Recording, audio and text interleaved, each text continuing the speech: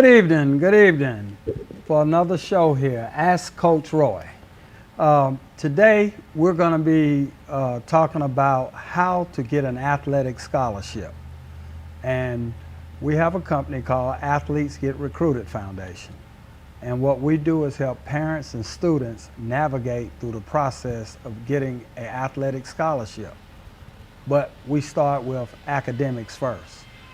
And we make everyone aware of the NCAA Clearinghouse, formerly known as the NCAA Clearinghouse, is the Eligibility Center.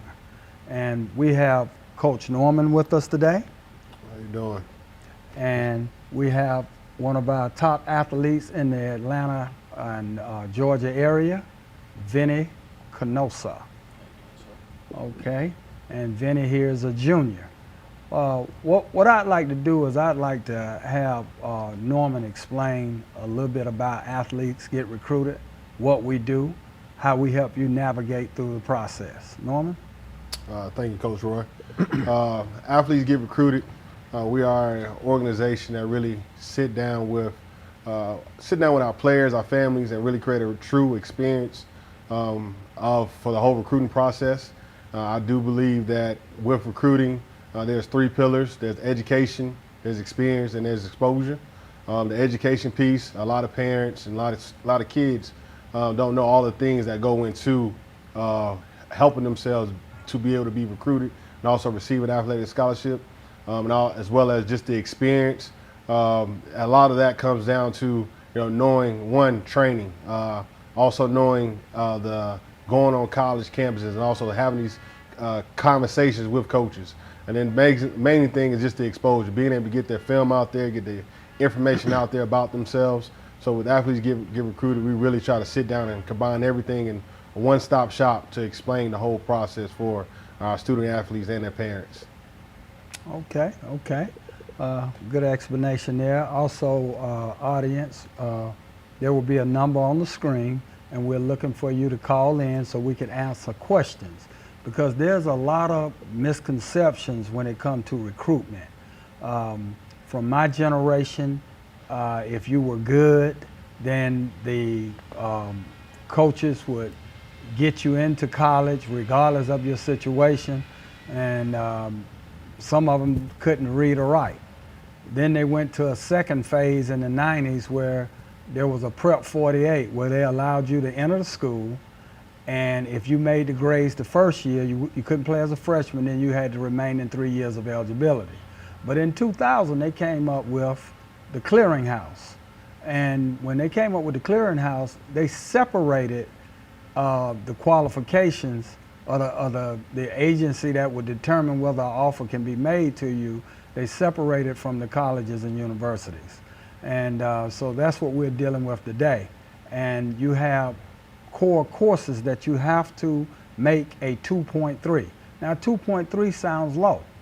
However, when you take the electives out, a kid with a 3.0, male or female, 3.0, would probably be at about a 2.3, 2.4.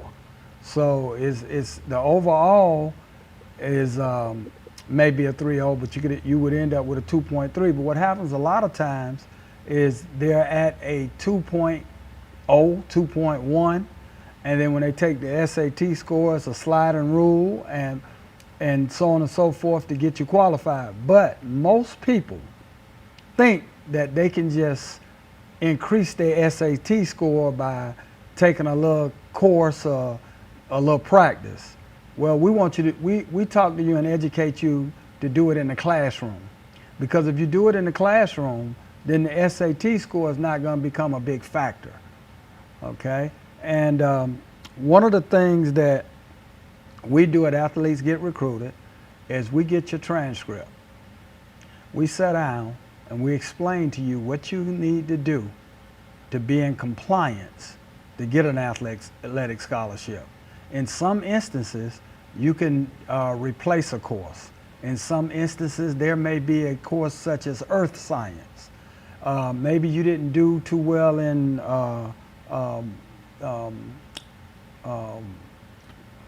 Math. no, in biology, or maybe what's another science? chemistry. But you could take earth science, which is a little easier, and you make the grade in earth science. Say you make the A, then they would bump the D out of the science block. Now, it doesn't change anything in terms of graduation, but it changes in terms of helping you to qualify. It's little things like that that we teach you at Athletes Get Recruited to help you to qualify. In addition to that, what we do is we help get you with speed coaches and training and things of that nature. We also inform you of all of the camps that are available to you that's free. And if you do well at those camps, you can get an invite. We'll get into that a little later as well. Again, on the screen, there's a number for you there, 770-485-7724. Call in if you have any questions. Norman, what else do you have for us? You know, I'd like to start off with the beginning phases of really helping yourself, really get recruited.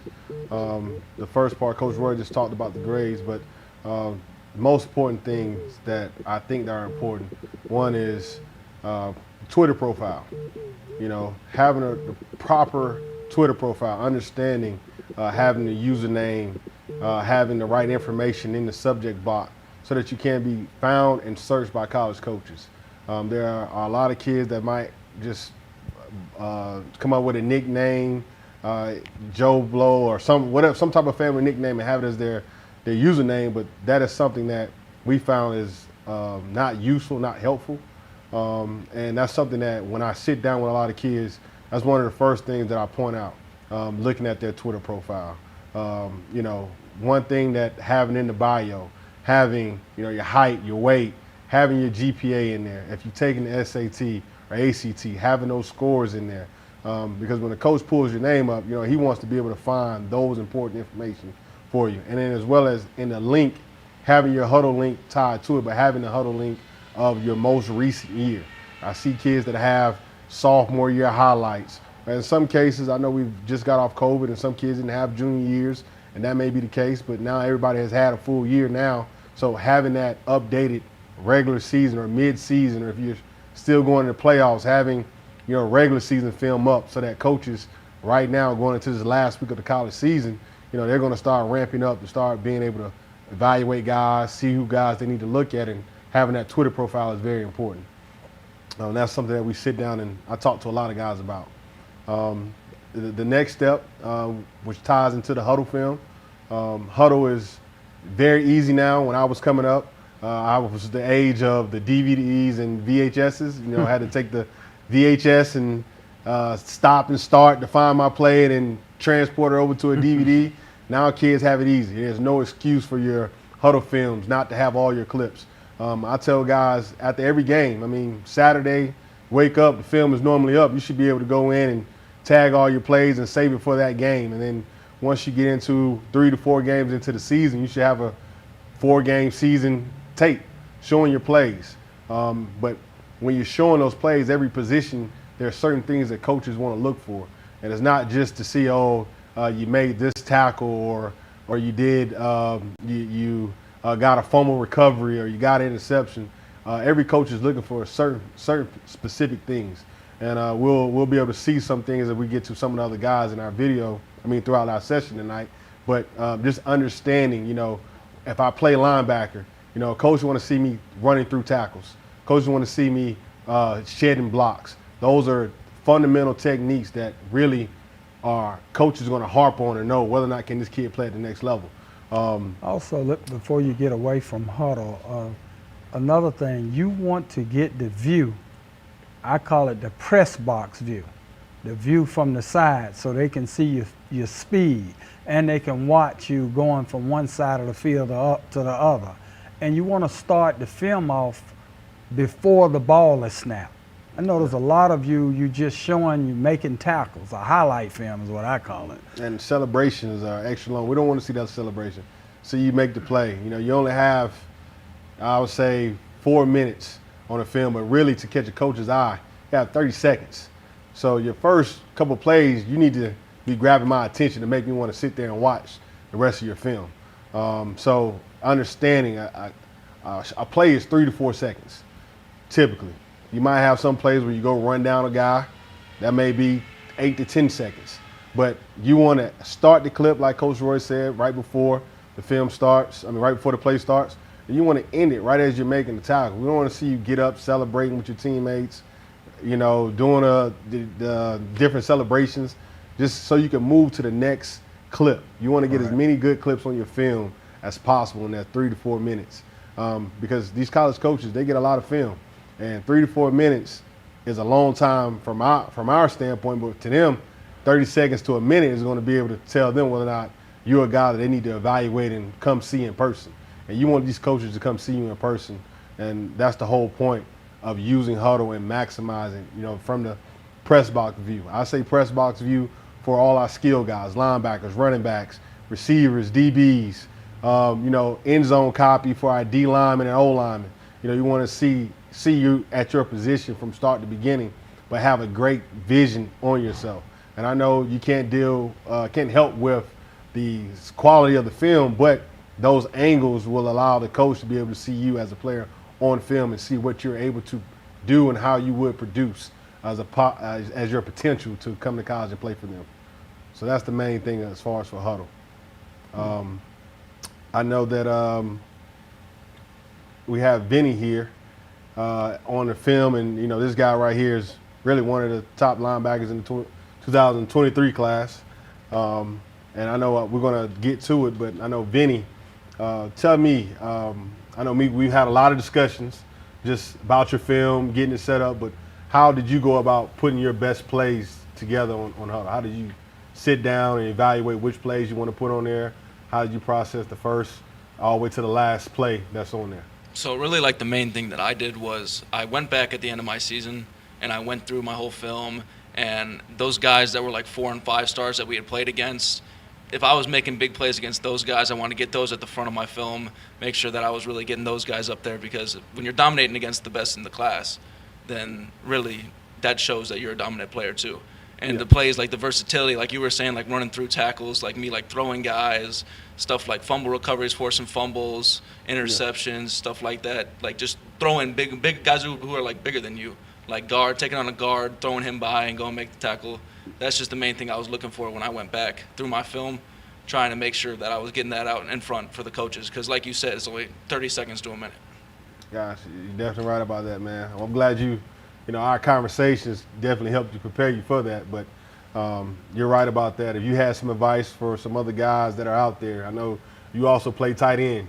That's not something you talk about a lot, but you play on the offensive side of the ball. So if you were a tight end and you knew a guy and you wanted to tell him how to process his film, what would you share with him? Make sure you show your speed, your strength, and the things that you're best at. Try and showcase those things off for coaches so that they can see those things.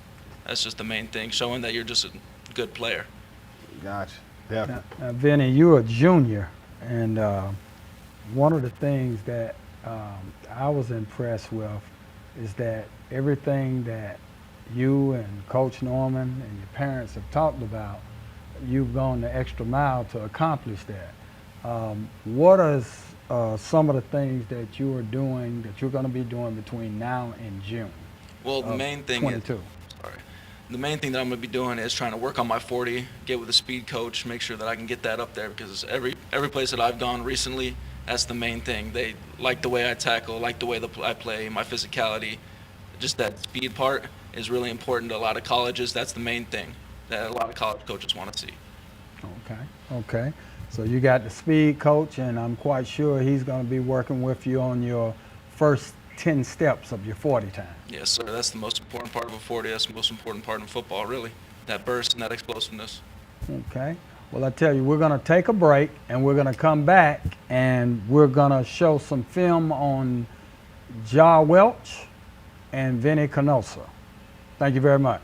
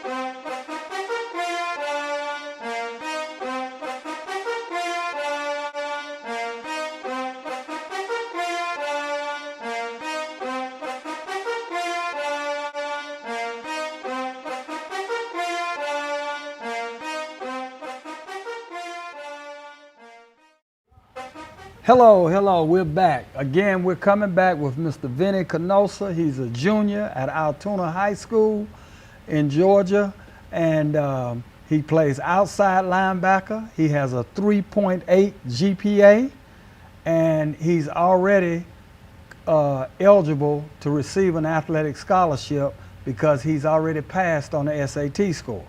And the beautiful thing is, he had a 1030 on the SAT score before taking the qualifying maths. So he's going to be taking the SAT, and that score is probably going to increase another 150, 200 points as a result of that. What I mean by having taken the proper math at that time, he took the SAT in his sophomore year. Well, when you're taking the SAT, you need to complete Algebra 1 and geometry. At that time, he hadn't completed geometry. So we expect a big increase. And now he's gotten big and strong and fast, and he knows what he wants to do, and he understands what he needs to do. So we expect a 200 to 300 point increase. So all of you coaches out there who's looking for a smart, aggressive, focus outside linebacker, this is your guy in class of 2023. So, and I like to correct you, Coach Roy. Vinny actually already has an offer from Wingate University. well, I know he has an offer, but we want more offers. I know we want more offers, but I know we say we didn't have one. I want to make sure. Oh, I said that. I'm yeah, sorry. we want to make sure that we Okay. acknowledge that he has Yes, that offer. Yes, he already has an offer. And you know, Vinny, I know we're about to get going right now, first foremost, but first I would like to just allow you to tell us, you know, what we're going to watch your film here in a second, but what do you think coaches are going to see in your film and the type of player that you are? Well, what they're going to see is, right at the beginning, I played, like I was saying earlier, the 4 and 5 stars. We had played Langston Hughes, who's one of the top teams in 6A, just dropped down from 7A, really good team. They had a 4-star tackle. He's #1 recruit, actually, in the nation at his position. And then a 4-star running back who has offers from Alabama, Georgia Tech, whole bunch of stuff. And you're going to see that immediately, see me take on both those guys and just toss them around, show them stuff like that. You're going to see my physicality on the second play, real big hits, stuff like that, getting off blocks, just being a linebacker, doing what I do, pretty much. Gotcha, man. Absolutely. Okay, well, we're going to show number 3. We're going to show Vinny's film, and then we're going to come back and ask him a couple of more questions. Okay? So let's take a minute and look at Vinny's film.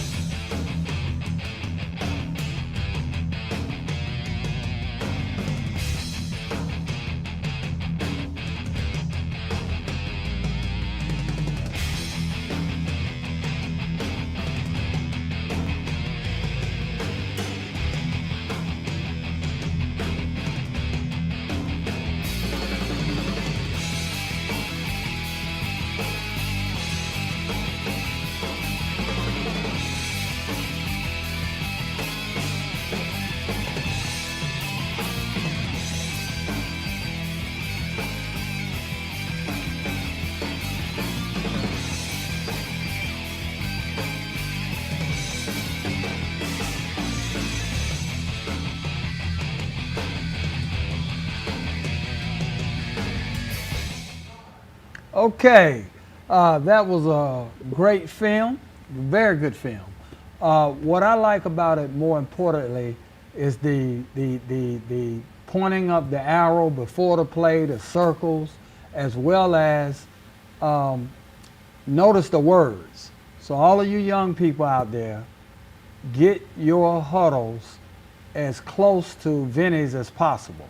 He's really lining you up before the play, telling you what he's going to do. He's labeled his hits and things of that nature. And again, one thing he emphasized was that he knows the credentials of the players in his region. Who's a 5-star, who's a 4-star, when he's going to play against them. And the plays that he go against them head to head and he wins, those are the plays you see on his film. All of those are things that's showing the coaches and colleges what you can do against the better competition. Okay? What you have, Coach? I know that was a brief view. I know you had a ton of plays. I think you ended up with 73 tackles. Yes, sir. How many sacks? Was it 10? 8.5. 8.5. Yes, sir. I know a lot of forced fumbles, a couple pass breakups, which was great. But that film showcased that. You know, you're able to see that. I know you have some things that are coming up that from your film that has allowed you to now to have something going further. So tell us about what you have coming up in the next few months. That's kind of big and important. So on December 22nd, I'm going to be at I got invited to the Georgia Elite Classic game held by 24/7 Sports, Rusty Manziel, you know, all the big guys. Yep. And then in January, I'm going to the National Combine down in San Antonio, Texas. San Antonio, Texas, yes, Yeah. sir. And that'll be a really good experience. Get to show off my 40 time, like I was talking about earlier, working on my 40 time over the summer. Got to show that off, show how I've worked on that, show how I've gotten better. Okay. Well, I mean, definitely, man. I know this film has been great to watch. I mean, I've been loving watching you from afar. You know, I got a little special bond with you anyway. But everything that's going on, I expect when you go to the Georgia Elite Classic. Georgia Elite Classic, you're going to do well, showcase well. But that film right there helped propel you to those recruiters and playing these big time games that are coming up and actually get invited to the National Combine. So, I mean, you're doing things the right way, off the field as well as on the field. So I expect big things for your senior year, man. Definitely big things. Thank you, Coach. Thank you. Appreciate you coming out tonight, too. Yeah. Okay, next what we're going to do, we're going to show, you know, here at Athletes Get Recruited, about 4 years ago, we started a 7-on-7 program. And we basically took whoever we could get to come out and participate, and we worked with them and developed them. And most of our kids have played with us 2 or 3 years. Actually, 6 years ago now. 6 years ago? 6 years Okay, ago. I'm getting old. 6 years Vinny, ago. Vinny's one of our star players. That's right. Vinny's one of the star players. And Vinny's a part of the what is it, 15 and under? Yeah, they were the 15U national champions. 15U national champions this summer. Yeah. So let's show a little clip, number 5. Let's show a little clip of the 7-on-7 national championship that Vinny and the rest of the guys went down to Florida and brought the trophy home. So let's take a look at that. And when we come back, we're gonna start with, we got a young man here in Atlanta, Ja Welch. We're gonna start with Ja Welch's film.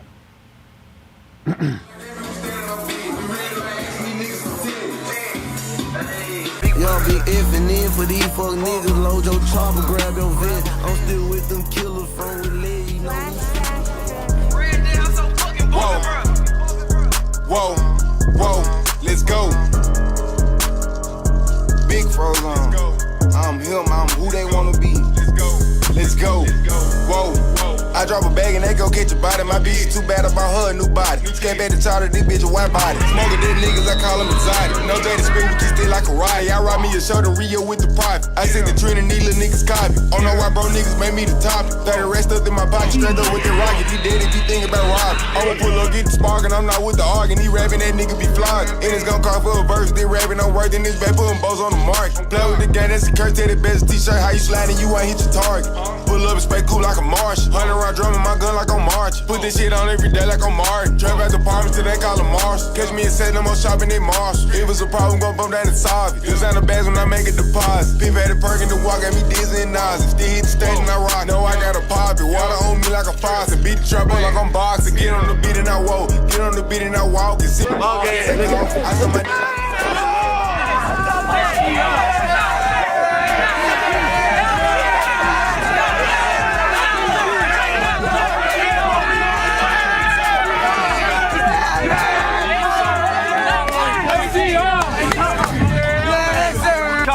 to make a play in the event at the Tournament of Champions, National Champions.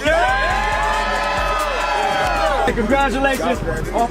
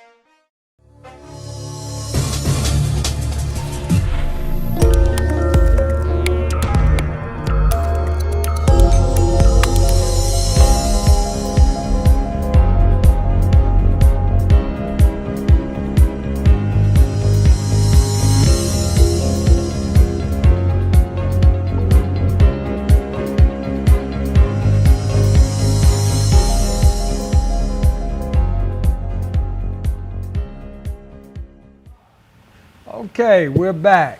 Thank you, thank you. That was some very good film. That was a good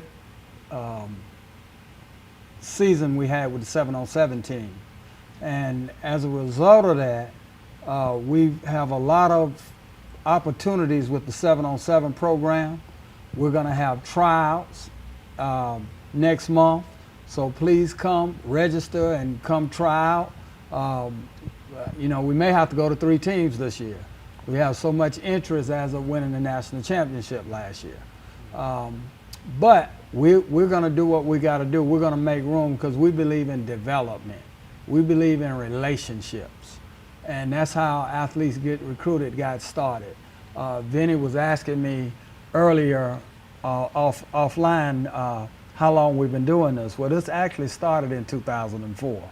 It was something that I took a personal interest to do because Norman's best friend had 147 tackles, ran a 4.4, and didn't go to school. And it wasn't because he had bad grades. It was because he made a decision early on, for whatever reason, he was left back in elementary school. He made a decision that he wanted to graduate with his class. Well, he had a heck of a season, and he loaded himself to take the courses to graduate, and he graduated. However, the guidance counselor missed it.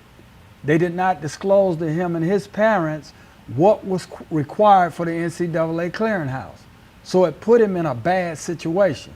As a result of that, I decided to take it upon myself to learn the requirements for the NCAA clearinghouse and start passing it on to the other students of all sports. We don't just do football, we do all sports.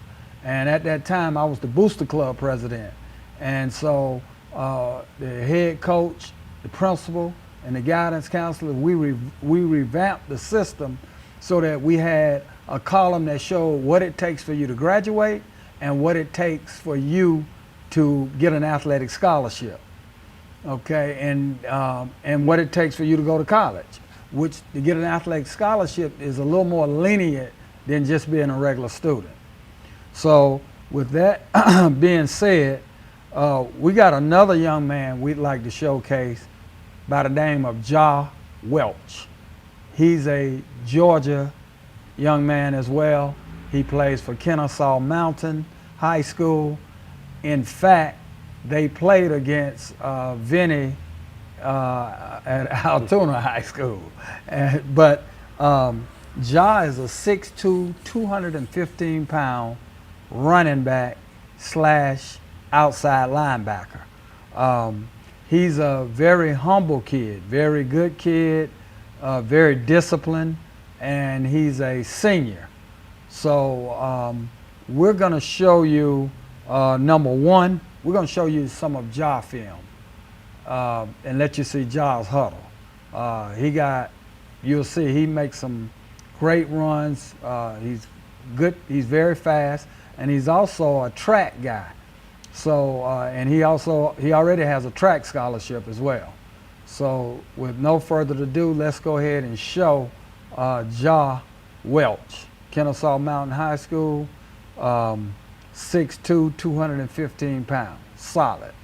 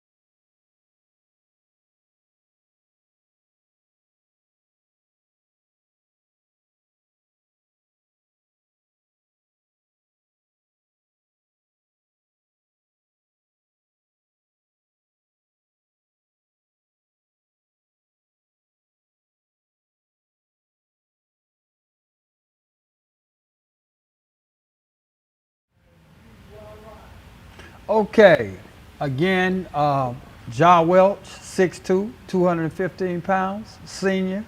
Um, Great kid, great personality. Uh, I just feel his next level play is at outside linebacker. Great tackler, very fast as you can see. It's nothing for him to break 170, 80, 90 yards. So we're looking forward to seeing him play at the next level next year. Anything you had to say, Coach? No, I mean, this is another kid that, yes, we're talking about him playing outside linebacker, but our eyes, we have scouts, we have coaches that really evaluate film. And, once you've been around in this game a long time, you can tell certain kids that, yeah, they may play an offensive position, but where they may be well suited at a college level. And that's what happens a lot of times with a lot of kids when they go to college or when they're getting recruited. They may play offense, but the coach may say, hey, son, you have a better upside to play on the other side of the ball. And he's very open to it. He actually wants to. We've had numerous conversations about that. And so we're looking forward to helping him pursue his dreams to get to the next level. And so I'm very excited to be able to work with Ja coming up for the next few months and helping him to get to signing day and sign with the school that's best suited for him. So that's all I have as far as for Ja. Okay, let me tell you another thing, parents, athletes, that you have to understand. It's levels. It's Division I. Then you have the Power 5. Then you have the next group of 5. The next group of 5 being the App States, the Georgia Southerns, the Middle Tennessee States, the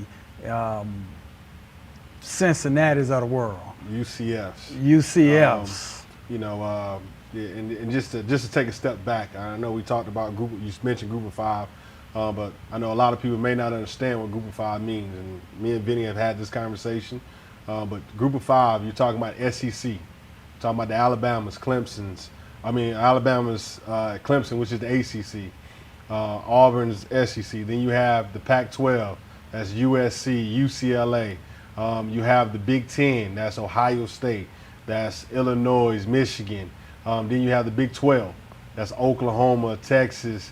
Those are the big name schools that are considered Power 5. So that's the top echelon of being Division I. Mm-hmm. And then you have the Group of 5 where Coach Roy was just discussing. You talk about the Middle Tennessee States, which is in Conference USA. You have the Sun Belt, where I actually played in college. Have the Midwest, the Atlantic 10. I'm drawing a blank on the other level, but you have so many different teams in those Group of 5. That's just the lower level of Division I. Still great football, still considered D1. There's nothing wrong with that. But then you have the next level, and it's all understanding those levels, which you may have known Coach Roy as D1 AA, but now we're talking about FCS. So here in Georgia, we have Kennesaw State. We also have Mercer, who's a FCS school. Then you go into Jacksonville State, right in Alabama.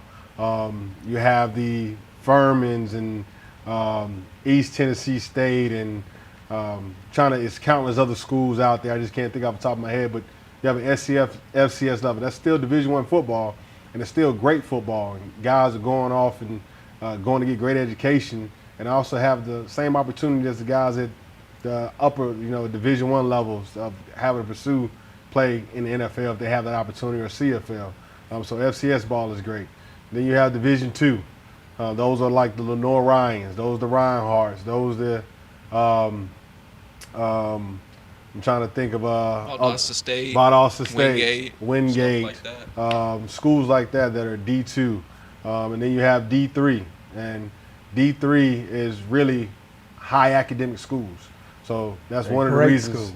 Great schools, great facilities. One of the reasons why we are high on our kids about having high GPAs, high academics, just so that you're not cutting off your nose to spite your face. You have high academics, you can go somewhere, go play. D3 schools do not offer scholarships, but they offer packages to where that you can get academic money as well as scholarship money to be able to help to help you pay for school. And then we have another level is NAI, who offers scholarship, and that's another level. So we have a wide variety of. But let me tell you, Coach, something unique about NIA. NIA can offer you regardless of your SAT score. Yep, you're right. And NIA can offer you even if you end up at a 1.9. But what I'd like to emphasize is the good grades, high academic, okay? Let me show you how this works for you. First of all, if you got good grades, high academics, I could take a young man like this young man. I could take a young man like Ja Welch. I could take a young man like Marcellus Nash, who we're going to be talking about next and showing his film. I could take these three young men and put a package together at any school because, first of all, they're going to receive some money because of their grades. In addition to that, if you fill out the financial aid package, you'll know how much money they're going to get, then you'll know how much Pell Grant money they're going to get. Some of the schools have foundations that will give you money. Yeah. I could say, well, hey, if you think that Vinny here has the potential to play at the University of Georgia, and Ja has the potential to play at the University of Georgia, but you don't have any offers available right now, but you may have a little bit of money, well, give Vinny a little money, give Ja a little money, and we'll get the rest through our academics, financial aid, and Pell Grant. Yep. But when you got the grades, you can do that. When you don't have grades, it's tough. Yep, and that's where you're starting to see a lot of, you see PWO, which means professional walk-ons, preferred walk-ons. Preferred walk-ons. Preferred walk-ons. I don't want to say professional, preferred walk-ons. And you see a lot of that going on. But, and I'm going to bring Vinny into this because we've had our conversations just about schools. And, Vinny came up with a list. I talked to every guy about creating a list about 10 to 20, just giving you a wide base range of schools. And when you're talking about the recruiting process, schools that you're interested in, and then schools that you think that might be good fits outside of just the Power Fives and the Group of Fives, just have a wide variety. And so, Vinny. We got a caller. We're going to take this call and then we're going to go to Marcellus Nash. Hello, caller. Welcome to the Ask Coach Roy show. How may I help you? Yes, you guys were talking about how we're going to be helping these boys get recruited and what we should do and looking at what schools they should be going to. But I'm curious about how to give them, exposure to know, what schools would actually be interested in them. And so when us as parents, look at, they keep getting invites to all of these, so-called, All-American Bowls or, one state versus another state. Well, there's so many of them. And are they money grabbers? Or some of them good? Can they actually potentially be good for the boys to get looked? Okay, well, you got about a 3-part question. I'm going to tackle the part about exposure. I'll let Coach here, Coach Norman, deal with the bowls and things of that nature. Exposure and what school your child wants to attend. What we do is we have scouts and people that evaluate your child after we get the transcript and do our academic side. We evaluate them to see what level they would potentially be able to play at. In addition to that, we make recommendations for them areas that they need to improve in and have you to get the position coaches and speed coaches and people involved and allow the athlete to put in the work. In addition to that, in my cell phone, I probably have 200 coaches nationwide that I know personally. Again, I've been doing this since 2004. I got their personal cell numbers. Some of those coaches, when I started this, they were assistants. Now they're head coaches. One of my guys is Jamie at Coastal Carolina. Hey, I remember when he was at Charleston Southern and a couple of other schools, and now he's a national power. So exposure, we can handle the exposure if the athlete and the parents do what we ask them to do.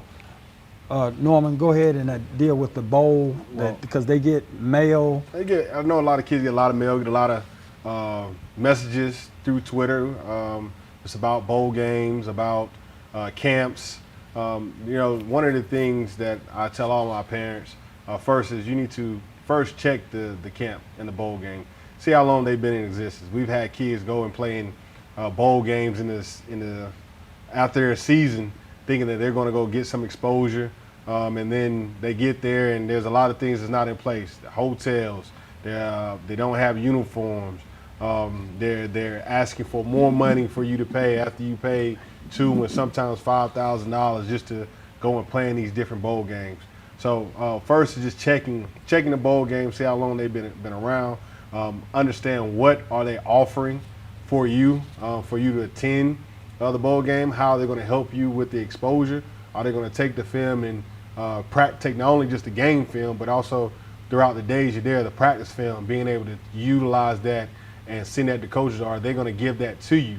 Some of these bowl games, they don't have that option for you, and a lot of kids get there and they find out they just wasted all this money and all this time to get there and to utilize that and then go play. And then also you have camps. There are a lot of camps out there, a lot of different companies. People, especially right now since COVID happened, trying to maximize and take advantage of kids and parents. But with these camps, you need to understand, what recruiters are, what recruiting sites are going to be there.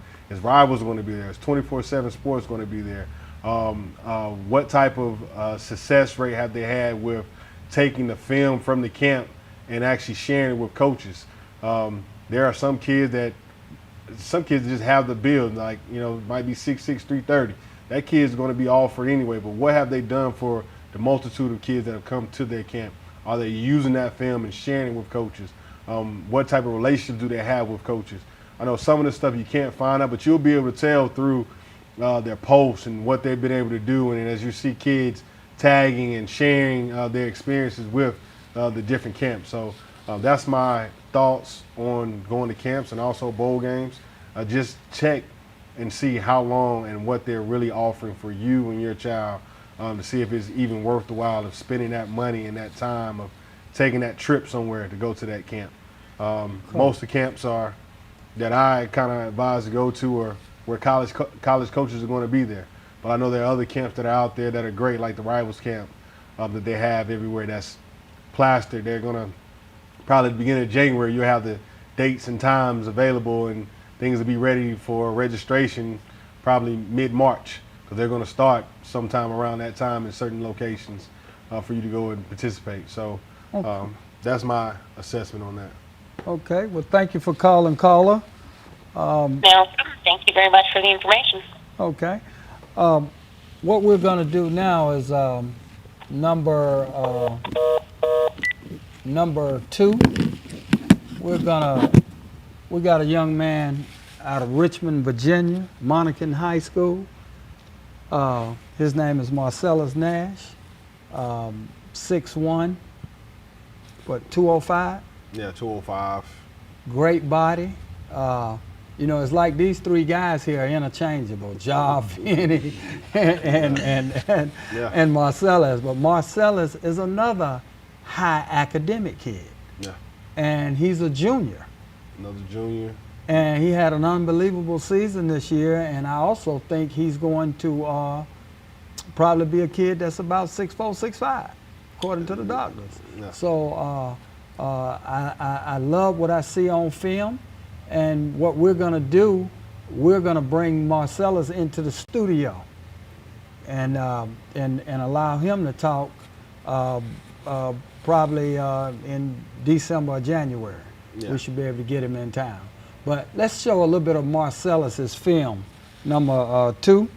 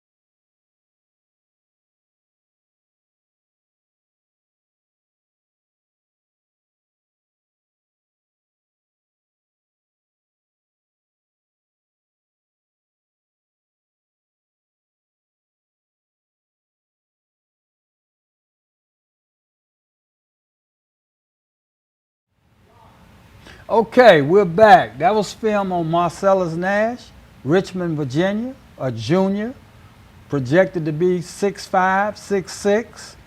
Great kid. I can't wait to get him here on the show. Everything we asked this young man and his parents to do, they did it within the first 2 days. He's now wrestling. Wrestling is going to help him get his pad level off. Again, I think he's a 3.9 kid, somewhere in there. Aspirations to be a doctor. And like I say, great kid. Both these three young men that we showcased tonight, it's a pleasure working with you guys, your family giving us the opportunity. We're going to do what we got to do to get you placed. And if there's anything else you have to say, Coach, because we're going to... No, I don't have any. The only thing I have to say, we obviously are going to have our tryout December 12th. We have the goal is to have 4 different teams. We're going to obviously have our 18U team, our 15U team that's moving up, but most of those guys, 18U. And then we're going to have a 14U and a 15U team. And we're looking to fill a 12U and 13U team. We like to get younger, start developing a lot of our guys at a younger age. So that's our goal, but that's December the 12th.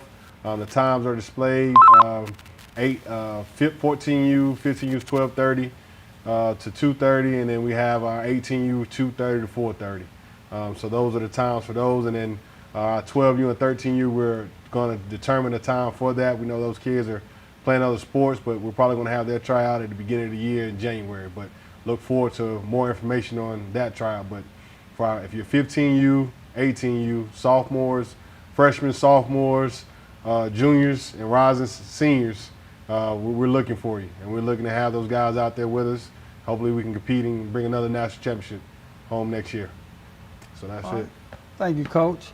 Well, hey, another great show. Ask Coach Roy. Again, we're going to be coming back with Marcellus Nash and 2 other athletes in December or January. Again, help us to do what we need to do and get these young people placed. And we don't just do football; we do all sports. You have to get cleared through the eligibility center for every sport: swimming, golf, baseball, basketball, so on and so forth. Okay, that's all we have for tonight, folks. Thank you very much.